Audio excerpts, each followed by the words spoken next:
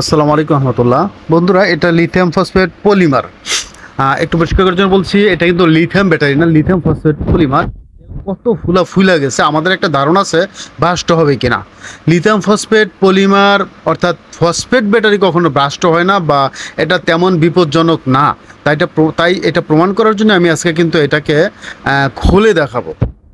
যদিও আমি কখনো আসলে এটা করি নাই, শুনে আসছি যে পলিমার হোক আর যাই হোক ফসফেটের ভয় কম, তাই আমরা প্রথমে একটু ভয়ে কাজ করছিল, তারপর একটু খুললাম, এক সাইডে একটু ছিদ্র করার ব্যবস্থা করলাম, মাঝামাঝি না, তবে যাই হোক মাঝামাঝি ছিদ্র কী হবে, আগুন ধরার সম্ভাবনা থাকবে। সুতরাং মাঝামাঝি ছিদ্র না করে সাইডে দিয়ে, যেখান দিয়ে আপনার কার সাথে সম্পর্ক নেই ওই সাইড দিয়ে ছিদ্র করলাম। অর্থাৎ এখানে যেহেতু নেগেটিভ পজিটিভ ব্যাপার আছে, কারোর সাথে সম্পর্ক নেই এমন সাইডে আমরা ছিদ্র করে কিন্তু হাওয়ার করে পরে আমরা কিন্তু ভিতর দিক যাচ্ছি, আস্তে আস্তে করে খোলাচ্ছি।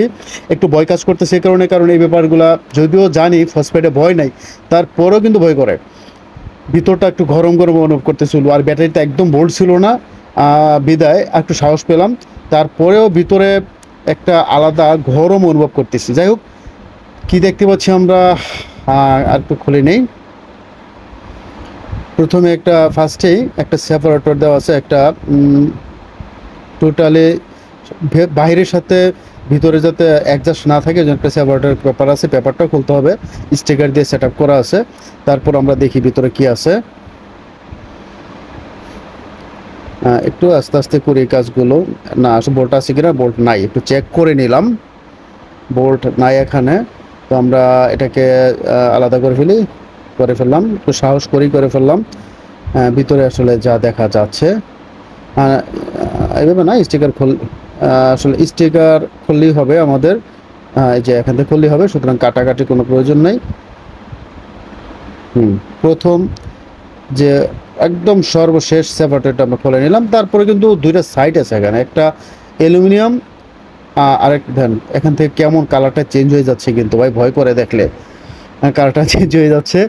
ওপরে তামার একটা পাত থাকে, আর একটা হয়তো বা সিলভারের পাত থাকে, দেখুন। আর একটা মারাত্মক গন্ধ আসতেছে কেমিক্যালের, যেটা আসলে আমি আপনাদের বোঝাইতে পারবো না, কত দ্রুত চেঞ্জ হয়ে যায় কালারটা দেখুন। তবে এখানে কিন্তু প্রচুর গরম পাচ্ছি, অনুভব করতেছি আমরা।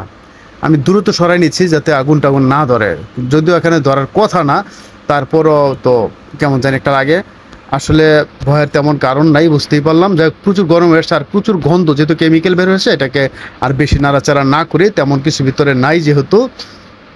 তবে এই কথা ব্যাপার এটা ঠিক যে নেগেটিভ পজিটিভ করার জন্য একটা পাত তামা, আর একটা হচ্ছে সিলভার বা অ্যালুমিনিয়াম, যেটাই বলি না, বা সীসা যেটাই বলি না কেন, এটা এমনভাবে করা হয়েছে, এটা এখান থেকে নিয়ে কিছু একটা করার মতো অপশন মনে হয় না আমার কাছে আছে, বা কেউ করতে পারবে। যে তামা যদিও, আর কীভাবে কী করবে জানি না, তবে এটা রিপেয়ারিং কীভাবে করবে সেটা জানি না। তবে আমার বিশ্বাস একটা সময় পিগমেটিক সেলগুলোতে তারা কেমিক্যালটা দিয়ে, যে কেমিক্যালটা শুকায় যায়, সেই কেমিক্যালটা দিলে আশা করি আবার নতুন হয়ে যায় পিগমেটিক সেলগুলো। তো পলিমার খেলছে তো ফুইলা যায় এইভাবে, এখানে রিপেয়ারিং করা যাবে কি না আমি জানি না। সম্ভবত কোম্পানি কিছু একটা তো অবশ্যই করবে, এগুলো ফেলে দিবে না হয়তো বা। তো বন্ধুরা, যারা আসলে দেখলেন ভিডিওটি, তার অবশ্যই একটু অন্তত অভিজ্ঞতা হইলো যে লিথিয়াম ফসফেট পলিমারের ভিতরে কি থাকে। যদি বন্ধুরা ভালো লাগে, ভিডিওটি শেয়ার করে দেবেন অন্যদের দেখার সুযোগ করে দেওয়ার জন্য। আর ভালো থাকবেন। আল্লাহ হাফেজ। আসসালামু আলাইকুম ওয়া রাহমাতুল্লাহি ওয়া বারাকাতুহু।